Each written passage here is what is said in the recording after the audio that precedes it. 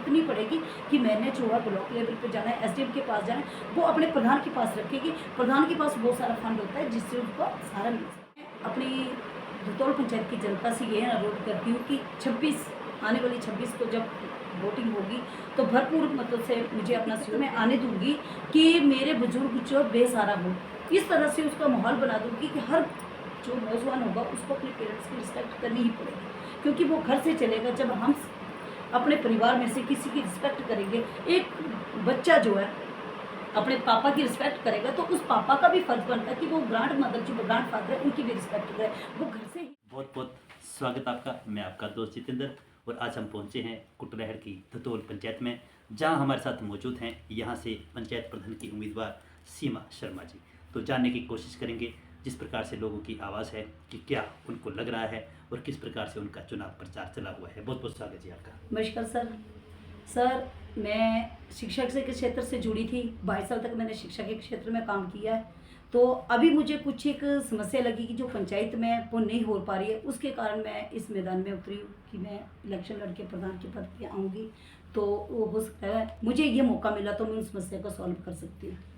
क्या आपको लगता है कि जो कमियां हैं वो धतौल पंचायत में रह गई हैं या किन बातों को लेकर आप जनता के बीच जा रहे हैं? सर ऐसा है कि पंचायत कोई भी हो, कमियां बहुत सारी होती है, परंतु जो मेरे लेवल की होगी मैं उनको पूरा करूँ, जो मेरे सामने आएगी कमियां उनको मैं पूरा करूँगी। मैडम जी, आज के समय की बात करें तो जिस प्रकार से आज नशे का प्रचलन है, युवाओं का, महिलाओं का इसमें भागीदारी है, कितना खतरनाक आप मानती हैं समाज के लिए? सर देखो, कहने में तो जेंट्स के लिए जल्द से ज़्यादा बोला जाता है कि ये नशा करते हैं, परंतु मेरे नज़रिए में ऐसा है कि जेंट्स के साथ साथ औरतों भी नशे में काफ़ी सहयोग कर रही है। जो आपको पता है आजकल जैसे चिट्टा बहुत प्रवान हो गया है, तो उसके लिए वो अधिकतर भागीदारी औरतों की है। जितना मर्दों का नहीं है उससे ज़्यादा सहयोग जो औरतों का है।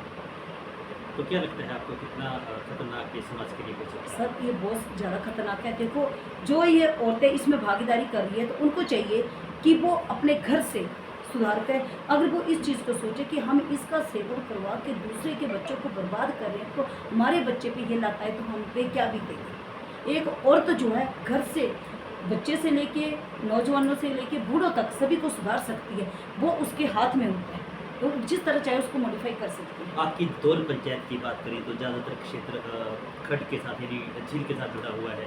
खनन की बार बार आरोप आपकी पंचायत पे लगते हैं। क्या लगता है आपको कितनी करनी है और किस प्रकार से आप सुधार करेंगे? हाँ, सर इसमें ऐसा है कि खनन की बातें तो हमने सुनी हैं कि खनन हो रहा है, परंतु उस पर रोक नहीं लगाई जाती। जब पंचायत लेवल पे होते हैं तो पंचायत के प्रधान जितने भी मेंबर है वो इस बात को उठाएंगे, तो इसमें जो भी मैं बोलूँगी मेरी पंचायत में ऐसा काम नहीं होना चाहिए। जो गैर कानूनी है वो काम मेरी पंचायत में नहीं होना चाहिए, तो नेचुरली उसमें रोक लगेगी। बुजुर्गों के लिए, महिलाओं के लिए या बच्चों के लिए कई बार ऐसी घटनाएं हमारे समाज में होती हैं कि हम असहाय हो जाते हैं और किसी संस्था के ऊपर, किसी सरकार के ऊपर देखते हैं।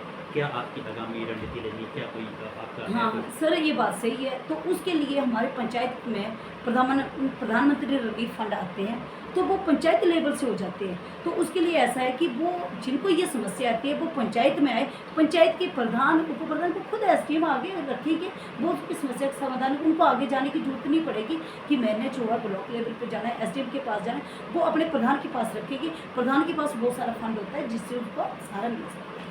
एक बात आपने बुजुर्गों की क्या आपको लगता है कि बुजुर्गों के लिए आज कुछ ऐसा करने की ज़रूरत है जिससे उनको थोड़ा सहारा मिले? क्योंकि बहुत ज़्यादा बेकदरी हमारे समाज में आज बुजुर्गों की हो गई है। क्या कहना चाहेंगे?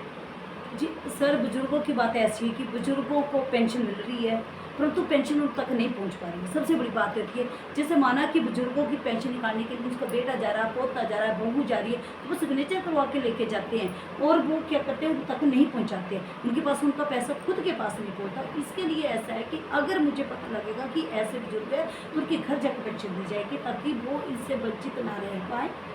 और इसके अलावा अपनी पंचायत में मुझे लगता नहीं है कि ऐसी दिक्कत मैं आने दूंगी कि मेरे बुजुर्ग जो बेसहारा हो, इस तरह से उसका माहौल बना दूंगी कि हर जो नौजवान होगा उसको अपने पेरेंट्स की रिस्पेक्ट करनी ही पड़ेगी, क्योंकि वो घर से चलेगा। जब हम अपने परिवार में से किसी की रिस्पेक्ट करेंगे, एक बच्चा जो है अपने पापा की रिस्पेक्ट करेगा, तो उस पापा का भी फर्ज बनता है कि वो ग्रैंड मदर जो ग्रैंड फादर है उनकी भी रिस्पेक्ट करे, वो घर से ही चलेगी बात। अक्सर सुना जाता है कि बुजुर्गों को अनाथालय या आश्रम में छोड़ा गया है, तो क्या कहना चाहेंगी? कल को पंचायत लेवल पे कुछ ऐसा हम कर सकते हैं कि बुजुर्गों को यही वो सम्मान मिले जो उनको चाहिए? जी सर, ऐसा हो सकता है, कोई बहुत बड़ी बात नहीं है। देखो, एक पाई पाई जोड़ के बुजुर्ग जो महल बनाते हैं, जो हम लोग भी कर रहे हैं, हमारे बुजुर्गों ने भी किया है। हमें इस सोच को बदलना होगा कि बेटा आज हमारे साथ है तो कल आपके साथ होगा। ऐसी पीढ़ी जो आगे आगे बढ़ती रहेगी। तो जब हम बच्चों को अब शुरू से ऐसे संस्कार भरेंगे कि हमने बड़ों की रिस्पेक्ट करनी है, चाहे बड़े में उसके ग्रैंड मदर हो, फादर हो, जो मर्जी हो। जब मैं बोलूँ कि मम्मा की रिस्पेक्ट करनी है, दादी की नहीं करनी है, तो कल को वो मेरी भी नहीं करेगा, क्योंकि मैंने ही उसको सिखाया है। ये चीज़ हमें माननी पड़ेगी कि हम बच्चों को खुद सिखाते हैं इस चीज़ को, तो उनको पेरेंट्स को ये भी अवेयर करवाना पड़ेगा कि अगर आप गलत करेंगे तो आगे आपके साथ भी ऐसा ही हो, क्योंकि हम गलत करते हैं तो गलत ही होता है। क्या आपका संदेश लोगों को चैनल के माध्यम से रहेगा, क्योंकि अब फिलहाल 2-4 दिन ही आपके पास बचे हैं, क्या संदेश आज के परिवेश को लेकर है? मैं अपनी धतौल पंचायत की जनता से ये अनुरोध करती हूँ कि 26 आने वाली 26 को जब वोटिंग होगी तो भरपूर मतों से मुझे अपना सहयोग दें, ताकि मैं आपके सामने जो भी बातें रखी हूँ उनका समाधान कर सकूँ, और इन समाधान का निवारण हो गया तो एक खुशहाल पंचायत का निर्माण हो जाए। तो बहुत बहुत धन्यवाद। तो ये थे हमारे साथ धतौल पंचायत से प्रधान पद की उम्मीदवार सीमा जी, जिनका कहना है कि आने वाले समय में हम पंचायत को आदर्श भी बनाएंगे और पंचायत को एक ऐसी पंचायत लेकर जाएंगे जिसमें सब सुविधाएं हों।